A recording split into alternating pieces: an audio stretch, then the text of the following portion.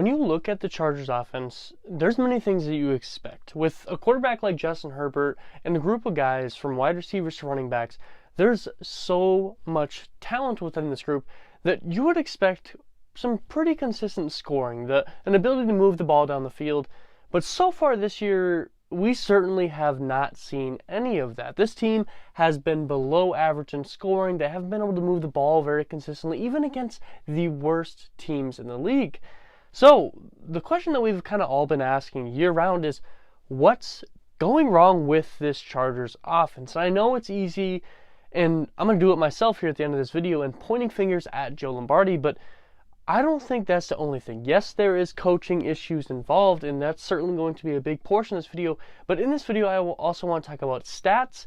I want to break down some film with you guys at the end, and I want to talk about a little bit how to fix the issues with this offense so far this year. So if that's something you think you will enjoy, please like and subscribe. It truly means the world to me. And this video did take a lot of time and a lot of stats and film breakdowns. So there's a lot of time that went into this. So any comment, anything is very much appreciated. But let's not waste any more of your time. Let's go and get right into this.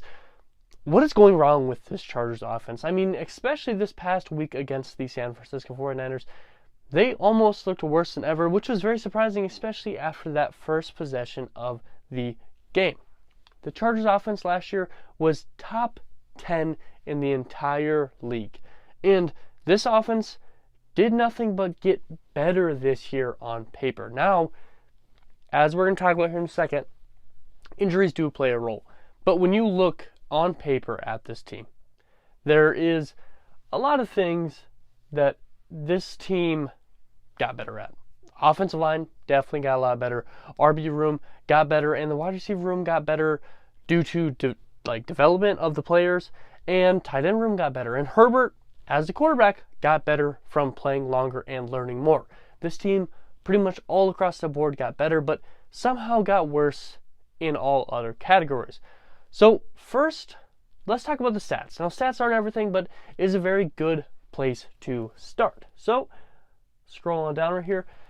Let's look at stats first. So for this year, following the San Francisco 49ers game, the Chargers are 15th in yards per game total. So right slightly above average. Obviously, average is going to be 16. So they're 15th in yards per game. They're 5th in passing yards per game, which obviously what that's going to tell you, if you're 15th in total and 5th in passing, is your running game has not been great. And we know that for the most part. They're in the bottom 5-10 of the entire league. Actually, they're 30th in rushing yards per game. So there's your answer right there. 2 from the worst. And for a while there, they were the worst until Austin Eckler had that big career game where he had his highest ever with 173 yards or something rushing. They are 16th in points per game, right in the middle, dead middle. 24th in rushing touchdowns, 11th in passing touchdowns, and 22nd in total touchdowns. 22nd in total touchdowns. Well below average. Not a good sign at all. Even with a top 10 offense on paper, and honestly, with a couple alterations here, they could be top 10 overall. I mean, they're top 15 in yards per game, so they're not too far off. With a top half league offense, when fully healthy, this offense is not as consistent as maybe the books would be able to tell you. Many times the offense is getting multiple 3-and-outs in a game, even in a half, before having one really good drive where they get a ton of yards and a touchdown.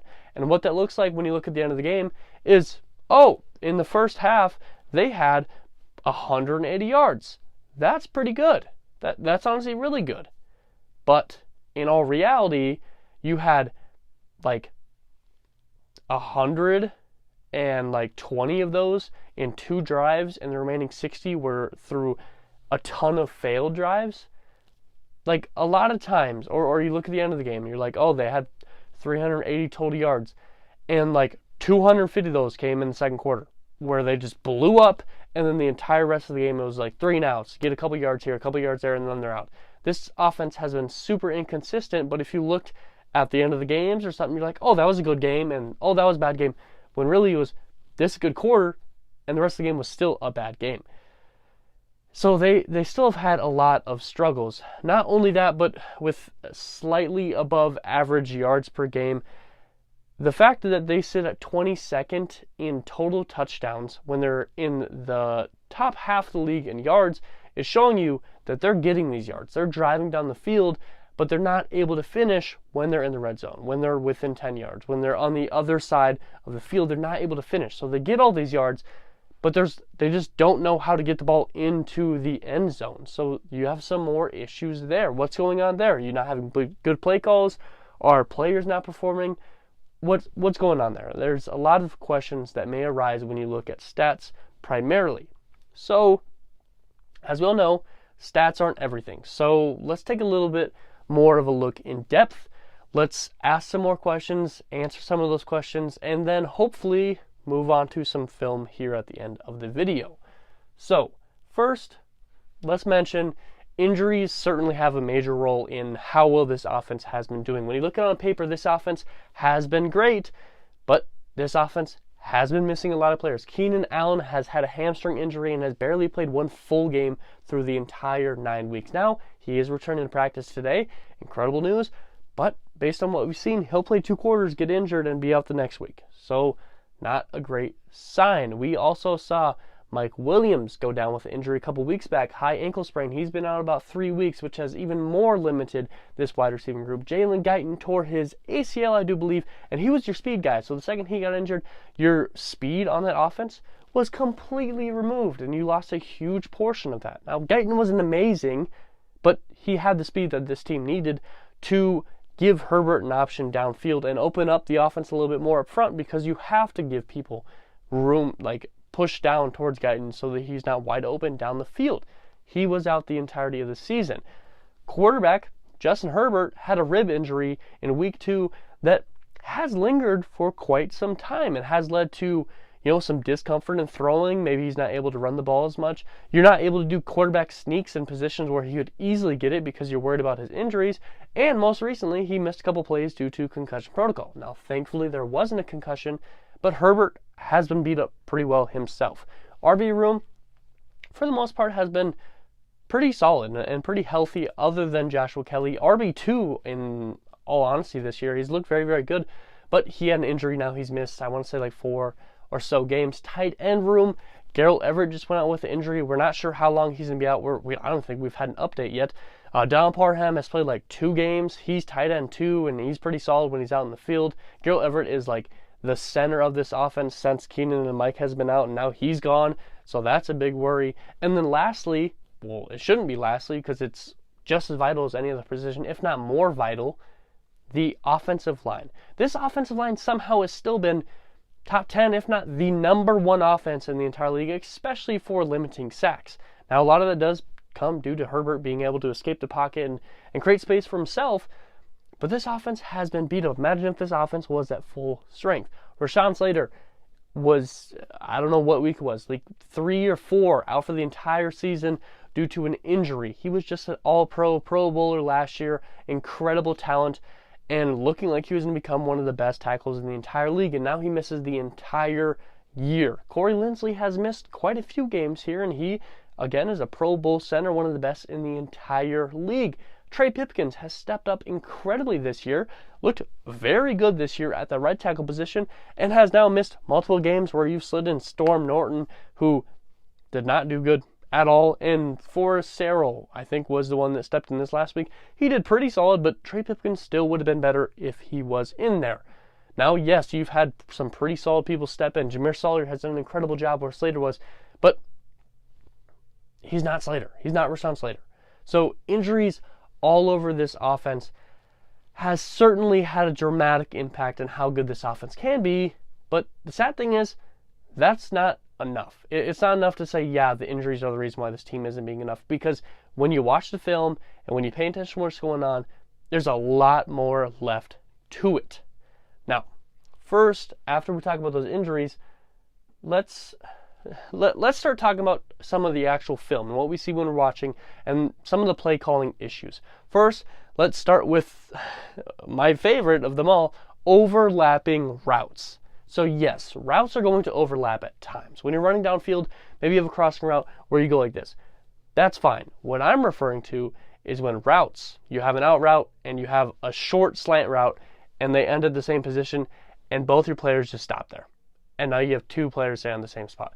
Sometimes that is 100% on the players. Maybe the players cut too early on the route.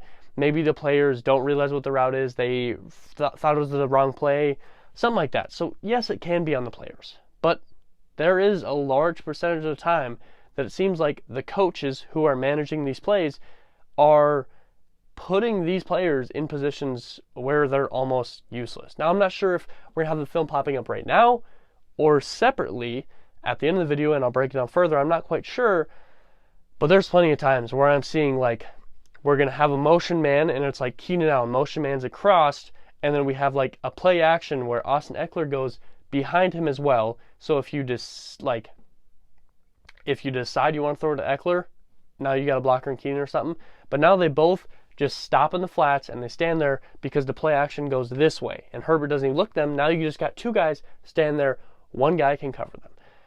Now, this is just a really, really bad issue. Because when you have these guys ending in the same position, even if it's not on top of each other, which sadly happens a lot more than you would expect, but even if you're just a couple yards apart, you can put a linebacker, a quarterback, or something just in the middle, you covering both guys now, and all you gotta do is take a step backwards to cover the guy back here, or a step forward to tackle the guy in front of you.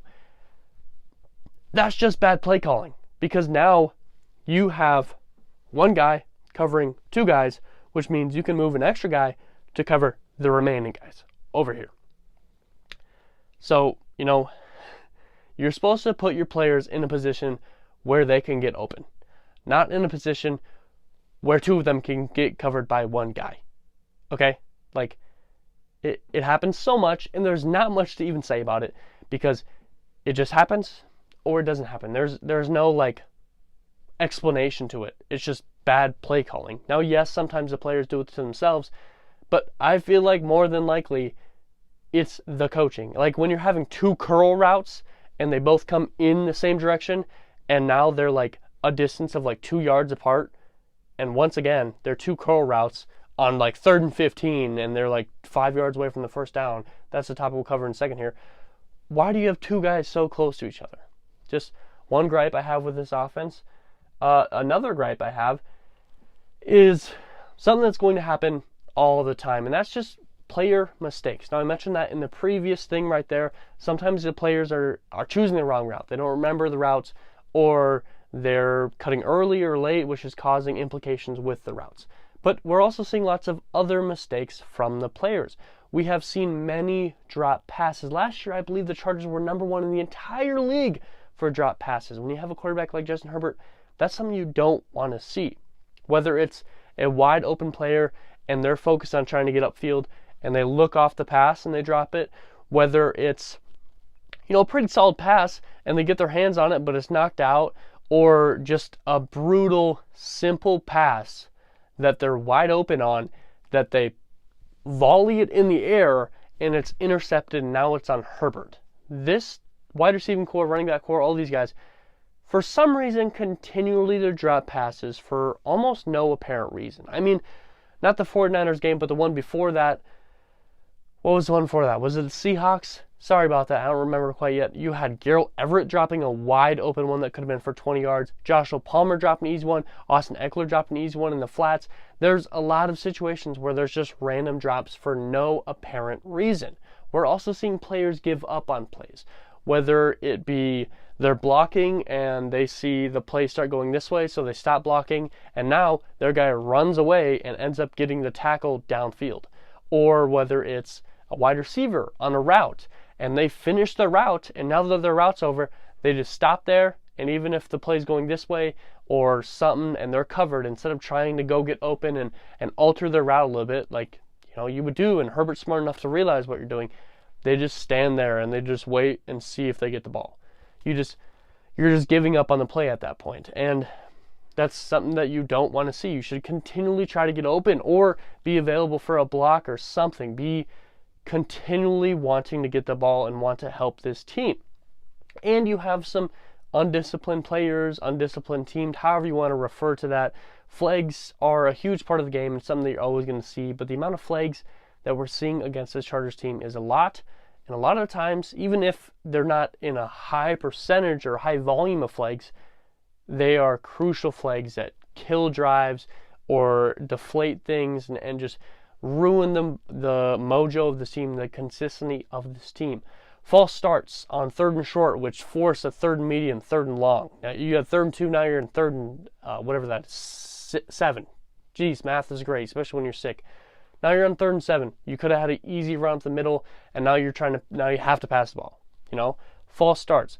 Holding when the play is already past the line of scrimmage and you're in a run game and you're locked in on your guy and he's trying to run away and you're still holding him. Now the play comes back, even if it was a big gain, now it's coming back and 10 more yards. What are you doing there?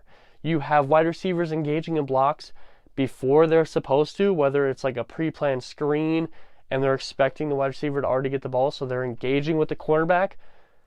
There's a lot of undisciplined mistakes from this team that have really taken away huge play opportunities, taken away momentum, taken away points at times, pushed them out of field goal range, pushed them out of a position where they were about to get a first down and be 1st and goal, and now it's 3rd and long.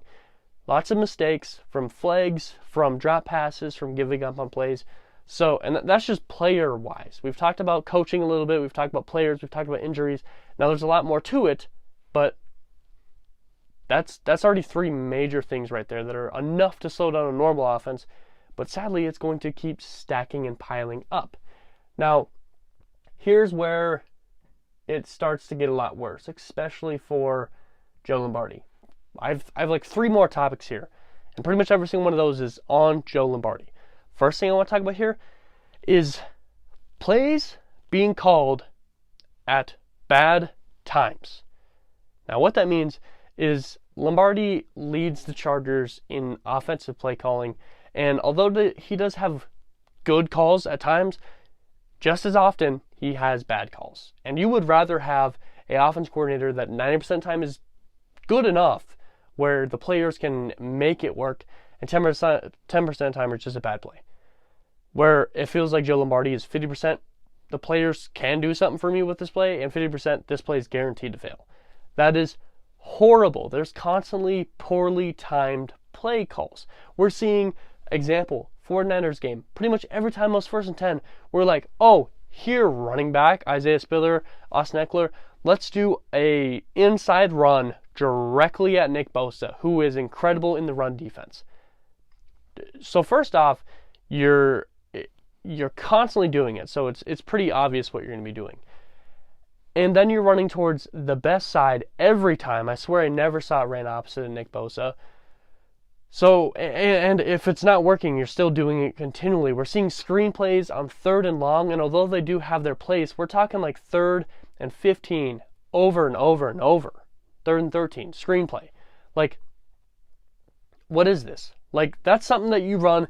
If it's already down in distance on like 2nd down, you can try that and make it 3rd and manageable. But when it's 3rd and 13 and your play call is, hey, just give the ball to Austin Eckler, he can do it, and if he doesn't, that's on him. And there's like no other routes going on, so you have to throw it that way, when instead you could try to make some routes and Herbert make it work, because we've seen that multiple times. No, if it's 3rd and long, it's almost always going to be a screenplay. Wide receiver, running back, whatever it is. And they're slow developing screenplays, so Herbert's in a rush to get rid of it and almost always gets hit during the screenplay. We're talking down in distance, but no routes are going past the 1st down marker. If it's 2nd and 10, you got no yards on 1st down, and all your routes are ending within 5 yards of the line of scrimmage. That's just terrible. That's terrible. Get in a better position where potentially you can get a 1st down from a pass alone, instead of just expecting all of your wide receivers to be able to get yards after the catch. That I don't like that. Routes that are taking like 5 seconds to develop. Most of the time, you got about 3 seconds before the pressure gets on you and you have to try to get that pass out. But we're talking 5 seconds before anyone other than someone in the flats is even turned around and ready for the pass. There's many of times where there's a play going on. And Herbert is ready, and he's in the pocket, and he's ready to throw it. And no one's even turned around yet because the route is so random and so long, and then Herbert is forced to run away and throw it away or something and get no yards for it.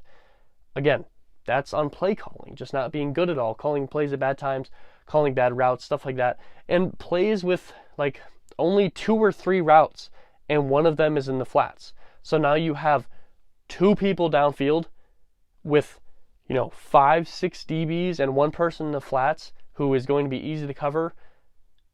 That's just bad play calling again, because no matter what those 2 guys are doing downfield, no matter how great they are, you throw 2 defenders on them, you realize what's going on, there's only 2 wide receivers, and all the tight ends are blocking, and a running back goes to the flats, you can just kind of push your zones into those guys, and they're not going to be able to get it open. And we've seen that time and time again as well.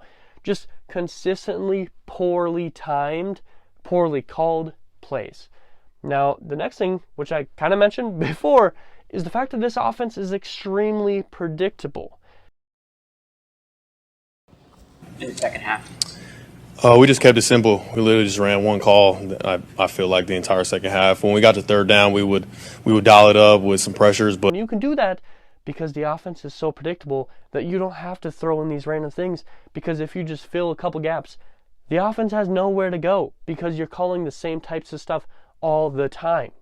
That's from Fred Wagner of the 49ers after last week's game, saying that they just called 2 plays to shut down the Chargers offense in the entire second half. Chargers had 0 points, and they called 1 or 2 plays.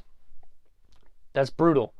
Way, way too predictable. The Chargers offense runs the same every single week. That's likely a major reason why the first quarter always seems to go so bad and they can never score. This was the first time that the Chargers scored in the first quarter, and it's because they changed some things up. Herbert was throwing the ball deep. They were throwing a random run plays. They were changing a bunch of things up, targeting random spots and zones, and then they fell back to being predictable.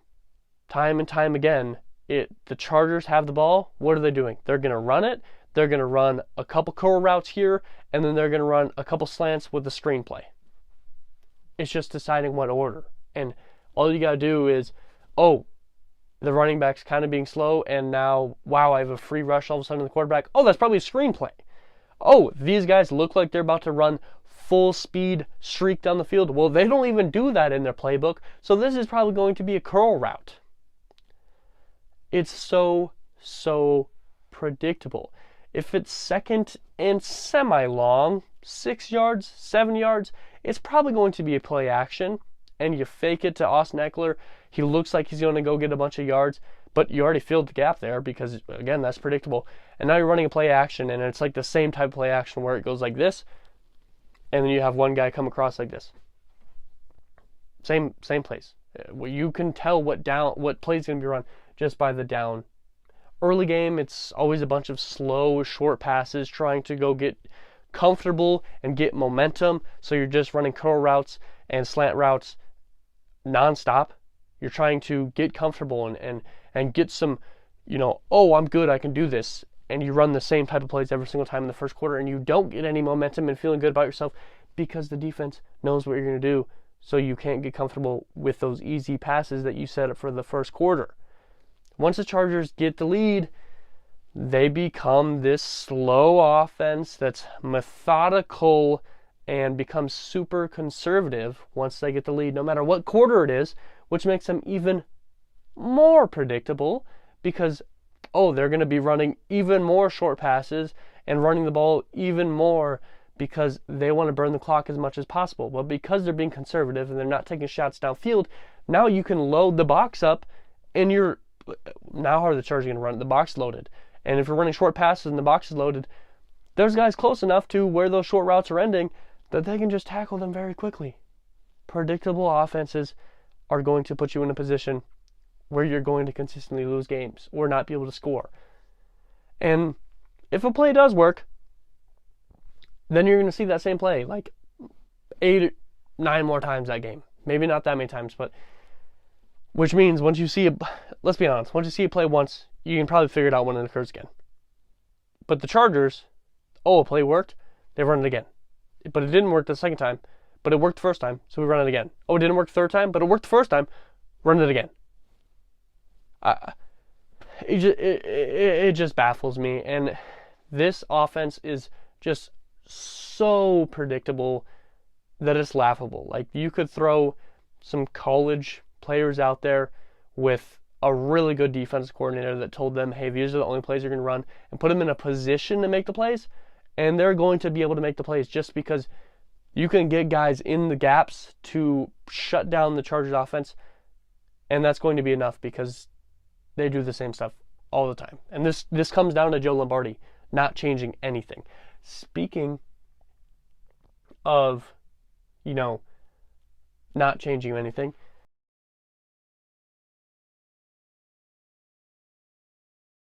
so the next thing that I kind of want to talk about here is the fact that Joe Lombardi just doesn't use the players that he has to their best ability. He doesn't target what they're best at. Instead, he just settles for what he knows he is best at working with. You have a guy, we all know Justin Herbert is a true talent, an amazing talent. He can sling it downfield. He can pretty much put it in any opening in the entire field, even if there isn't an opening. But for some reason, Joe Lombardi doesn't know how to pass or make plays to allow Herbert to pass down the field. Currently, this year, less than 10% of all of Herbert's throws are more than 20 yards, which means 90% of his throws are less than 20 yards. Now, that might not sound too ridiculous. 20 yards is a clear first down pretty much in any scenario. But what that also tells you is if only 10% of the time the throw is greater than 10 yards. That means, or the throw is greater than 20 yards. That includes completions and incompletions. So Herbert is almost like, I don't know how many times he's thrown the ball. Let's assume it is, as a matter of fact, I want to search it. Okay, so I got it pulled up because I was actually genuinely intrigued. So far this year, Herbert has attempted 386 passes. If we're talking less than 10%, I'm going to jump it up to 10% to be nice. That means in total, Herbert has thrown more than 20 yards 38 times. That might sound decently high. In fairness, it might sound decently high, especially through, 10 games now? That means about 3 a game you're throwing more than 20 yards. But when you have Justin Herbert, it should be more than that. Let's talk about Justin Herbert's first year here, when Herbert wasn't that guy, when Herbert was just a backup for a reason. There was games where Herbert would have more than 3 20-yard plus completions. We're saying Herbert is having less than 3 20-yard passes per game. And you got to take even less of that means bigger passes. How many times have we seen previously Justin Herbert with the Herbert bomb where it's this huge 50-yard play? What was the last time you remember seeing that this year? You don't remember one? Yeah, because there wasn't probably any major one this year. Outside of the DeAndre Carter one, there was one other one, I think, that was like a touchdown that was like 40-some yards. You don't see it ever. You get like one every 5 games. Herbert's first year, we were seeing it almost every single game. There was this massive play. And Joe Lombardi is pretty much erasing how good Herbert has been by not allowing plays to be more than 20 yards downfield. All the routes are ending too early for him, so we're limiting Herbert's play. We're not using him to his strengths, and his deep ball is a massive strength of Justin Herbert. Herbert sits at 31st in the entire league, which there's 32 teams. There's been a little bit more than 32 starters because Sam Ehlinger over Matt Ryan. The Redskins have had 2. 49ers have had 2. There's probably close to about 40 quarterbacks that have played so far this year. Herbert sits at 31 in the entire league for throw yards per pass at 6.3. Now, what that means is wherever Herbert's standing to where the receiver or whatever is standing.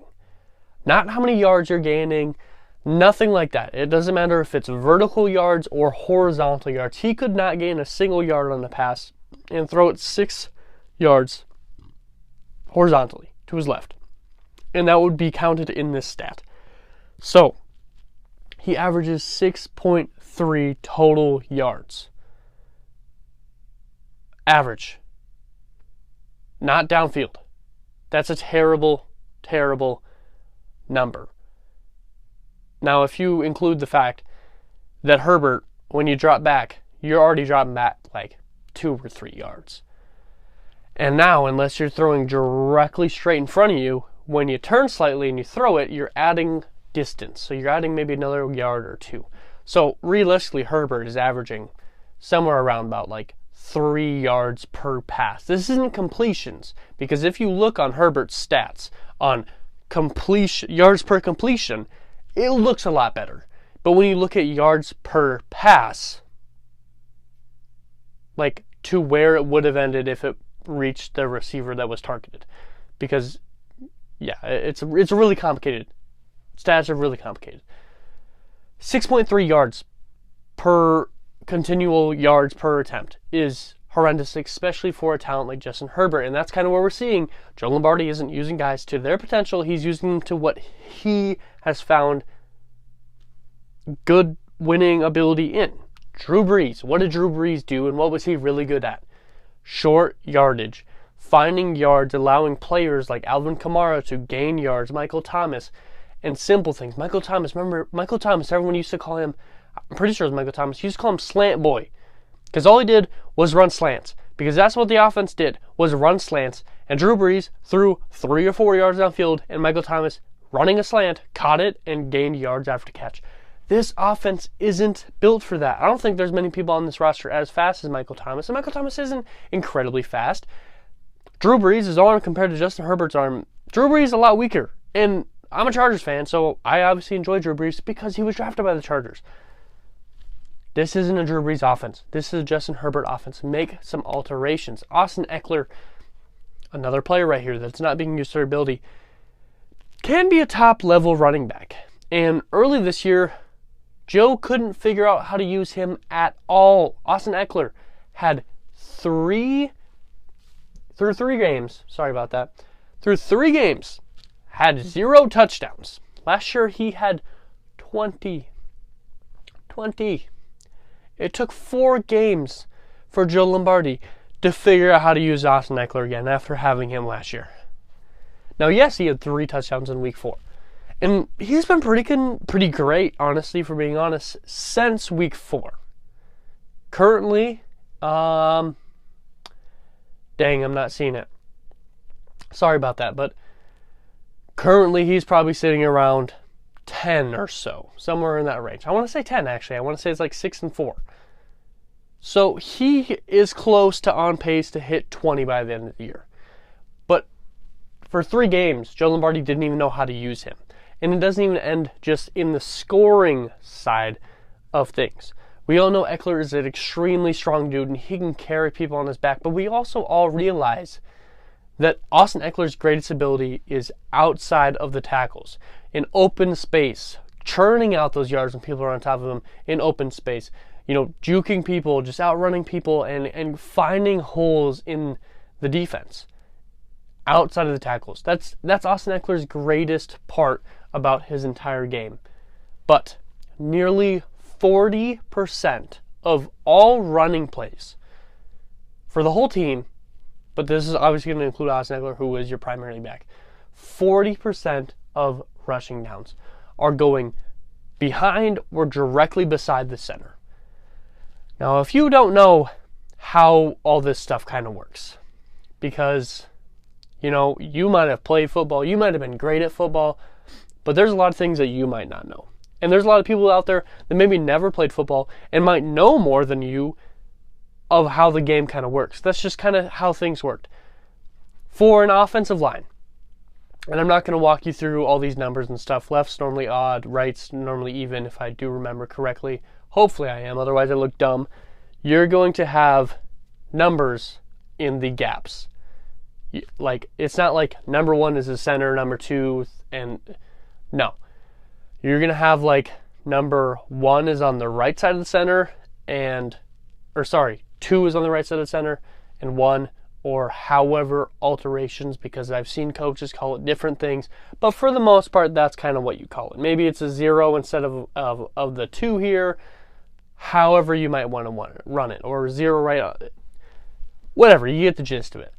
So you have outside the center, outside the guard, outside the tackle, and in the NFL, outside of the tight ends as well. You have all of these holes to run through. If 40% are going through the 2 middle gaps right here, that leaves you with 6 other gaps to run through to spread 60% throughout. Which means if you split that evenly, you have 10% per every single other gap. Which means, again, leaning back on the whole predictability, if you just load the inside, 40% of the time you're going to get a tackle easy. That's a lot of the percent of the time. Like, a lot of the percent of the time.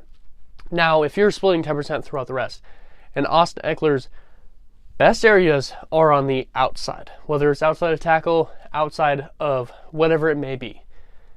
On the furthest out, he's not running between people. That's probably where he's best at, for being honest. Or in a power run. That means only 20% of the time Austin Ekeler is running what he's best at. 20%. And 40% he's running what he's not the best at. Straight down the middle. He's pretty solid at it still, but he's not the power back. He's a scat back, an elusive back. He can do a lot of things, but he certainly isn't a power back. Yes, he's strong enough to be that for you a couple times, but that's not what he is. But somehow still 40% of the time, that's what they're making him out to be. Not using him so great. Now this year, we've seen a lot of injuries and stuff, so it's kind of hard to talk about a whole bunch of other people and how they're being misused. Mike Williams, you know, big 50-50 guy, big strong guy, has size, has length, but he's running random slants and short routes, and they're not even using his 50-50 ball as much as they should be. I mean, that's an example there, but not so much to go by just because, you know, everything that's kind of been going down with Mike Williams and the wide receiver core. You're going to be forced to use people not how they're meant to be exactly, but even when Keenan was playing, I feel like Mike wasn't being used the way he should have been. Now, lastly, the final thing I want to talk about here, unless we talk about film at the end, I'm not sure I'm going to set this video up. We might just cut to like me voicing over on a film recap during this video. I'm not quite sure. Last thing I want to talk about here is, worst of all, the biggest reason for the offensive struggles of this Chargers team is the inability of Joe Lombardi to change things during the game to put his team in a position to win. Once he has his mindset to something, it ain't changing. If it ain't working, it ain't changing. If it is working, it ain't changing. It ain't changing. Nothing is going to be different. No matter who you're going against, no matter what's going on, you're going to be running the same stuff. You're going to be predictable. You're going to be conservative when you're up. Nothing is going to change. Some games, it feels like the Chargers offense doesn't even game plan for the team they're going against. For example, the first quarter, for how many weeks, the Chargers had 0 points. I think it was like 4 weeks in a row. The last time the Chargers scored a point in the first quarter was week 5. That would mean 4 weeks ago. The first time they scored a touchdown was week 4, which would mean 5 weeks ago. The first quarter, the Chargers seem like they just run out on the field and run whatever their heart desires, whatever Joe Lombardi feels like that day. Like he had no game plan for who he's going against, what's going on. He just runs the same type of plays in the first quarter, which, again, leans on the fact that he's predictable because he's running the same plays. Sometimes we might find a weakness in a team conveniently. Like, you know, Chargers don't plan for something, but Austin Ekeler is starting to have a good game. And you can start to exploit that because you yourself have realized what everyone else already has. And you can start to exploit that. And, you know, the offense just seems to start doing everything else. If Austin Eckler's having, or the RB room's having a really good game, they're getting yards consistently, getting chunk yards, and then all of a sudden, we start passing the ball a lot more. And it's like, what's going on? Or Herbert's having a really hot start to a game, and he's getting a lot of pass completions, and you go down and you score a touchdown. And the next possession, you run the ball like 60% of the time. Why? Like, what is that? When a team is bad against a certain position, such as the run, we don't see the Chargers lean on Austin Eckler, on Isaiah Spiller, on Isaiah. I don't know why I said it like that. Joshua Kelly. We don't see them, Sony Michel. We don't see them lean on their rushing game when the other team is bad on the rush defense. Why? Sometimes we do. Sometimes we get lucky, like when Austin Eckler had that great game. But other times, like the Falcons game, the Falcons were the worst team in the entire league against the pass. And yes, the team was super beat up that week. Didn't have Mike, didn't have Keenan. Yeah. But the Chargers still didn't try to exploit it. Instead, they were running quite a bit for what seems like no reason. And they weren't allowing Herbert to pass the ball deep because they were just running short routes instead of trying to exploit it. You know the Falcons aren't good in the pass game, so why not try to throw a bunch of random, weird things at them that they're not going to be prepared for because they've been bad all year? Instead, you run the most easy things to guard, and you run the ball more against the worst pass defense team. Say it with me, guys. Why? It doesn't make sense. And when teams are weak in pass defense, Herbert should be able to sling it. And lastly, when this team finds someone who is having a great game, Mike Williams, Joe Lombardi just randomly looks at his playbook, oh, you got 100 yards, 110 yards in the first half.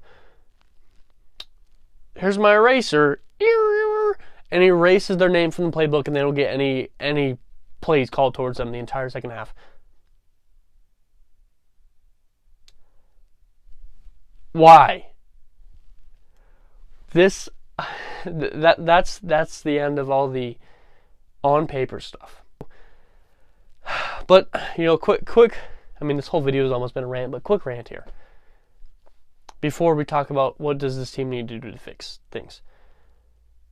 This offense, this whole team, on paper, on plays, on the field, is way better than their record. And that doesn't mean bull crap. It doesn't.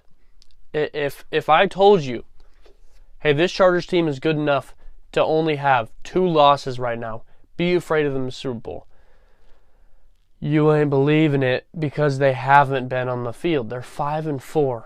It doesn't matter how good they should be. It matters how good they are. And right now, they aren't that great. They aren't. And that sucks to say as a Chargers fan my entire life. And this might have been the year that I was most excited and highest expectations of my entire life. And the Chargers have done nothing with it. Nothing with it. It doesn't make any sense. But let's talk about the only good thing in here. How can the Chargers fix this offense? Now, the easiest way to fix this, the way I would fix this, and the quickest solution to fixing it is fire Joe Lombardi. But this team ain't going to do it. And I know dang well they're not going to do it. Because if the bye week wasn't the week to do it, and last week wasn't the week to do it, and this week, after Fred Wagner, Colt Warner, I'm not sure on his last name, linebacker 49ers, incredible player, fun to watch. Sorry I'm bad at last names. If he said they ran 1 or 2 plays the entire second half to shut down the Chargers offense completely, and Joe Lombardi's not fired after this week, he's staying with this team. That's the easiest way and the best way to solve the solution. Get rid of Joe Lombardi. Upgrade the quarterback coach to the starting position because he already has experience and can do very well. Bring in somebody else, potentially. Bring in the Colts coach that just got fired, who was the offense coordinator for the Eagles when they had that Super Bowl run. There you go. There's options out there. And as a matter of fact, when you're at 5-4 right now with an incredible roster that's finally getting some pieces back, which I'm going to talk about here in a second here, this is the perfect time to make a sudden shift. Now you might think maybe it's the worst time to make a shift because when players come back, you're going to be doing better anyways. But make that sudden change now. Show these players that are coming back that have seen this team struggle so much that you are still fully on board with the team. Because no matter how bad your players are, when you bring in a guy that believes in the team, those players are going to put in all of the effort. But when you leave a guy like Joe Lombardi, who seems like he has no idea what's going on, who has players questioning everything he does, and you leave him out there, the players aren't going to do what they should be doing. They're not going to play at their highest level. Fire Joe Lombardi. That fixes everything. This team, even with a slightly better offensive coordinator, even with the same level I wouldn't say that. A slightly better offense coordinator, this team is a playoff team easily. The players will believe in it more because they see that this team is willing to take those risks. The coach being slightly better means that the team should be able to score touchdowns in more than one quarter. But there are some other ways to fix this team, as I don't think Joe Lombardi is going to be fired. Now, if he does, I'm going to be celebrating so hard. And if he does, before this video comes out, I'm going to be crying so hard because I worked so long in this video. But how else can this team's offense get fixed? Well, injuries. The cavalry is coming back. Keenan Allen and Mike Williams both participate in practice today. It seems like Mike Williams will likely be playing this week. Potentially Keenan Allen could be playing this week. Now, they likely won't both be playing at full go. They'll be playing half go. Now, if the Chargers win this game, they break the tiebreaker, and now they're 1 game behind the Chiefs. If they lose this game, they might as well be 4 games behind the Chiefs because the 2 losses to the Chiefs, they would have to be that much higher than the Chiefs to take that top spot. Now, Trey Pipkins hopefully should be back soon. There you go, you get a right tackle back. Slater won't be back. Keenan Allen and Mike Williams coming back will be a huge help in how things may go. You're going to see Herbert, who has already seemed to be getting back to his real self, should be closer as time goes on. Joshua Kelly, RB2, who has been great for every time he's been playing, should be coming back soon. The whole team is going to be close to full health. And defensively, the only guy that's not really come back defensively are J.C. Jackson and some more further down the line depth pieces. Like, well, the interior D-line needs a lot of help, but Joey Bosa should be back soon here, and, you should hopefully get some more D-line help. Chris Rumpf. This whole team, honestly, is going to get better as these injuries occur, but especially the offense, who has lost a ton of pieces. The other way to improve this team, bring in some options. I think John Ross is still in free agency. The fastest combine time of all time is still in free agency. You bring him to the team, even with Keenan Allen and Mike Williams back, he's going to add something to this team. It's not like he'll just get washed back down the depth chart and you're wasting money because he brings that speed that Jalen Guyton had. You sign him for a 1-year vet min. Guess what? He's not going to be filling up a roster spot when Jalen Guyton comes back if you think Jalen Guyton is better. Or you keep him and you have Jalen Guyton, and now you have Tyron Johnson, Jalen Guyton set up with Keenan Allen, Mike Williams. Herbert would be loving his life then, and you have Joshua Palmer. Holy crap, that is a loaded wide receiver room. But bring in some guys. I don't think you need to bring in depth on that O-line. I think that O-line has shown a great job at moving that depth around. And, they've been great. Tight end room, a little bit shaky. Maybe you can find somebody diamond in the rough in a practice squad or something. Free agency as well. If you don't want to do John Ross, there's a couple other options out there. Did Brandon Cooks get released yet? Clear waivers yet? I'm not quite sure on that one. You also have OBJ. Now, OBJ didn't list the Chargers as a possibility, but I'm sure he'd be pretty happy with Justin Herbert if the Chargers gave him a pretty solid option. And here's the thing, with OBJ brought to the team, when everyone gets healthy, he doesn't bring a lot. But depending on what OBJ is willing to take and what the Chargers have in cap space, OBJ would be a great way to bring this wide receiver room up. Palmer, Allen, Mike, OBJ, that's a really solid room. Now, I think bringing in John Ross is a better option than OBJ, but still, just improve the wide receiver room in general. There's 3 ways to improve this offense, but lastly, the quickest way, but the hardest way to improve this offense is Joe Lombardi fixing it himself. Joe Lombardi going into his brain and recircuiting it and turning on the right switches and figuring things out. Shutting off the conservative switch. Learning how to call deeper plays. Sit down with Justin Herbert, talk about what his favorite plays are. Allow him to open up the offense a little bit. Allow Herbert to make some checks at line of scrimmage, because it doesn't feel like he's allowed to make all the checks that he needs to, because there's many times where Herbert sees a loaded box, knows the play is getting run inside, but for some reason doesn't check it. And I know Herbert's incredibly smart, because I think he had like a 4.0 GPA at Oregon, and the dude's incredibly smart. That was in his combine.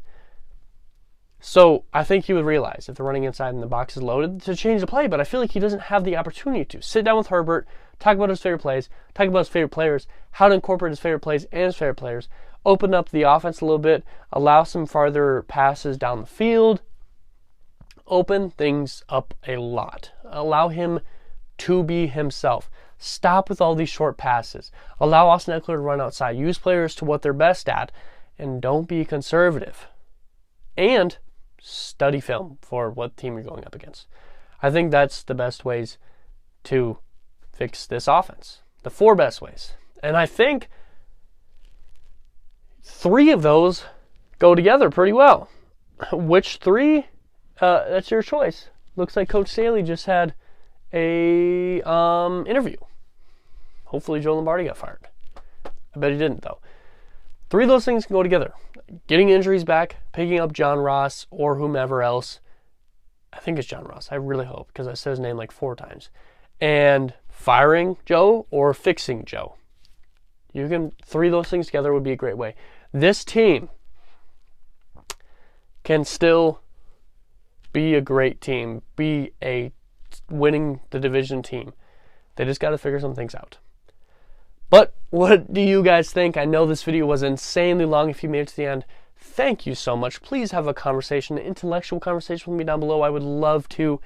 And, if you made it to the end of this video, I would like you to comment down below whether you think firing Joe is right or keeping Joe is right for continuity, and whether you think the Chargers should sign a wide receiver or if they should try to help the defense, especially the interior D-line.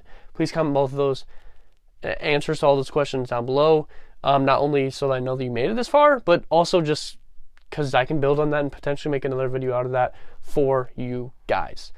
Thank you so much for watching this video. It took me almost 2 weeks to prepare, and the film part of it was a big portion of that, so hopefully YouTube doesn't cause too many issues, because quite potentially I might have to remove the entirety of the film stuff because of YouTube.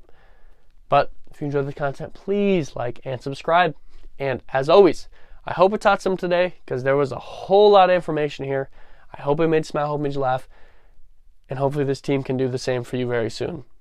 And as always, you guys all be safe out there.